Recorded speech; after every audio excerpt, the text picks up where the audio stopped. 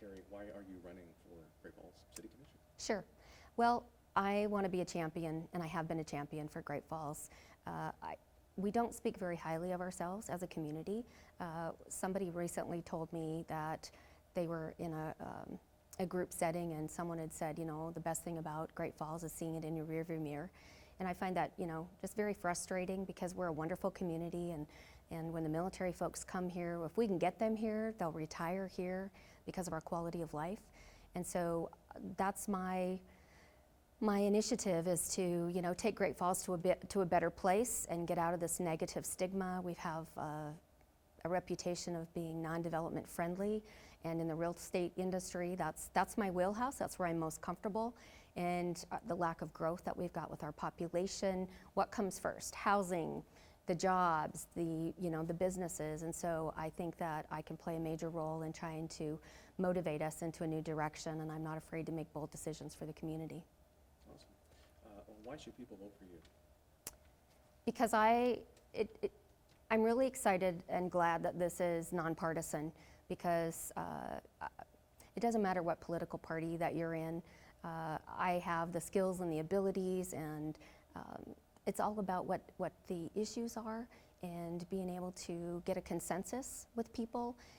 There are 4 other, the mayor and 4 other votes on the commission, and so, building a consensus, my leadership abilities and skills that I have, I think will be an attribute to what I can offer to bringing the community together, bringing the commission together, helping the staff, of the city move things along to where we need to be. And I'm also a kind of person that I'm approachable. I will communicate to the community in a way I think that I can get some response. And one of my initiatives is to do a better job about communicating and educating the citizens on getting involved.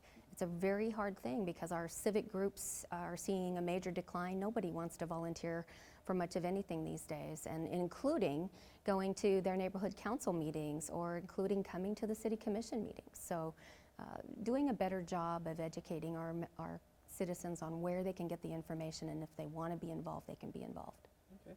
And as you go around going door to door, talking to people, what do you see as the dominant issue or issues that is on people's minds? Yeah, so some of the things that people have told me is that in relation to communication with the commission, they feel that the commissioners already have their mind made up by the time they get to the commission meeting, which might actually be so in some regards, but what I don't think citizens understand is there are work sessions that, the commissioners do their research, they're presented with the material weeks in advance of those decisions, and so at the work sessions, that's where they talk those things out. They'd make a determination, do we have enough information to go forward and make a vote? Sometimes they do, maybe the majority of times they do, but other times they don't. So those are some of the things that I hear. Also around my industry, because I've been involved in some of the development issues. I was one of the founding people that created a development task force back in 2012. We created that, and that was a coalition between the realtors and the home builders and the chamber. And in that capacity, that task force is actually responsible for identifying to the development department the things that the developers needed or had issues with, and so they needed some assistance in getting things to run more smoothly when they're doing their projects. And so I've been involved in that and getting developers to come to the table when they have, issues with the development and community planning and development department. So those are things that I hear. It's very concerning that the majority of our permits for residential homes are happening in the county instead of in the city. And so, for example, in September, there were only 2 new home permits pulled in the city of Great Falls. There were 9 in the county. Our amount of growth, new jobs, people want, higher paying jobs, better paying jobs, more amenities with those.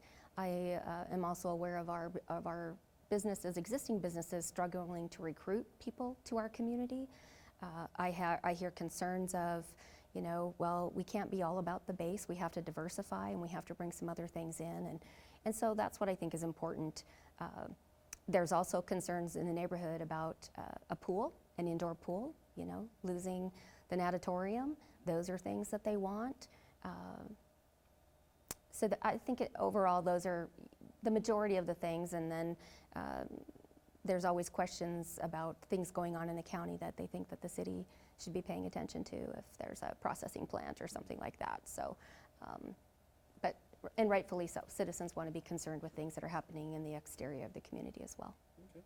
Well, when it comes to growth and development, how do you think the city is doing, and what, if anything, can be done to improve in that area? Yeah. So I know, because of the Development Process Task Force that I have been involved in, that the city staff has listened to us in regards to making the development process easier with getting the applications through the process. They're purchasing software. One of the things we asked for was, we need to make it easier so that they can track their project. Where is their project in the process? Is it sitting on someone's desk or whatever? And so they're committing to that. In June, they rolled out their new program, changing their culture so that it appears that we are open for business and we can get rid of some of the negativity.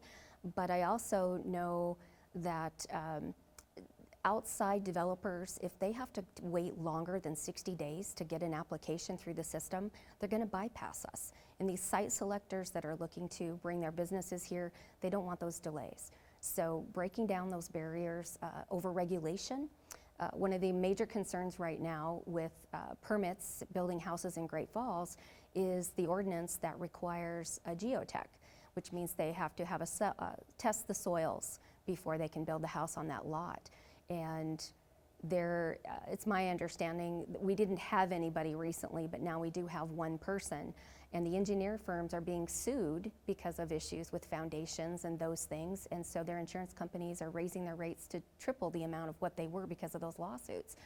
So that pretty soon is going to cause no houses to be built in this community, or continuation of the majority of the homes being built in the county because of the overregulation. So that's my number one concern, is addressing that ordinance in particular of we need to either totally eliminate it or put it by the wayside for a while to see if we can get developers to be developing within the city limits. Okay. As you look at the current city commission, what would you say are the positives, things they've done well? I think one of the positives that we saw this last year was the group that the mayor and Mary Moe got together and created the base camp, which ended up being the base camp group, the Future of the Falls. I think that was a phenomenal thing. They were seeing that, we want to keep our families here. I want my adult kids to stay here so that I can watch my grandkids grow up. But if we don't have great jobs, those people are going to leave. I was one of those that I came back to Montana. I knew a better place to be, and I raised my kids here. And so we want to do that, we want to see that with our kids. So I think getting the young people involved, and again, I'll go back to our civic groups are seeing a decline, so we have to do something to motivate these young people in their 30s and 40s to stay in Great Falls and to carry on the wonderful quality of life that we have here. So I think that's a great thing. That was a great initiative, and I would like to continue on keeping those groups involved and giving input into the commission, and maybe creating some other things of getting them on some of the boards so that they feel that they are part of those decisions, and educating them on what does it take to run the city and those things. One of the other things I know is the City 101 course that they held last year. I've been sitting in all the commission meetings, and they're looking at bringing that back, and if I was elected, that would be a really strong thing that I would put at one of my top of my list to prioritize, to make sure that we do that, because I think it's educating our citizens as to the process and what is the city all about, and some of the misnomers that they think are going on that really aren't going on, and whether it's budgeting or some of the decisions that need to be made in their best interest. Okay. And are there any negatives or areas that you think this commission can improve upon? Or things that maybe even stood out? It's so hard to be critical because you don't know all of the things behind the scenes that really go on. I do know I recently responded to a questionnaire that was asked about, the ethics. And I think it's sad that we had to have an ethics board. But I see the need for that, and there's a lot of phrases thrown out there that there's a good old boy system, or that there are families. We're a small town. A lot of people are related to people in this community, And so, you got to do what you got to do to make things happen. And it's hard to be critical of people when you're not sitting in their shoes sometimes. And so trying to be understanding, attending the commission meetings, the work that I do in my job every day, I'm a little more connected to what goes on at the city or observing some of those things. And I think that for those reasons, I'm not sitting on any boards that would come to the commission and ask for money or involved in any way, shape, or form financially connected to the city. Anything else that you'd like to add, Terry? No, I am excited. I look forward to the opportunity to be a commissioner, and I just love this community, and I just want to be a good part of it and moving it forward. And I think that we can do some great things. We don't have to be a Billings or a Missoula. We need to find our niche of who we are and what we are, and work really hard on those things. We're the Western art capital of the world. We've got the military base in our community. There's lots of different things that we have, being in the Golden Triangle of agriculture. I think we've got to hone in on some of those things. We've got to help and partner with the organizations that are trying to develop our community economically. If the city isn't going to have a staff person or a department that's involved in recruiting businesses and those things here, and that's being left up to outside organizations, then we either have to fund those things or do a better job of partnering with them to provide them the resources and tools so that we can cohesively work together.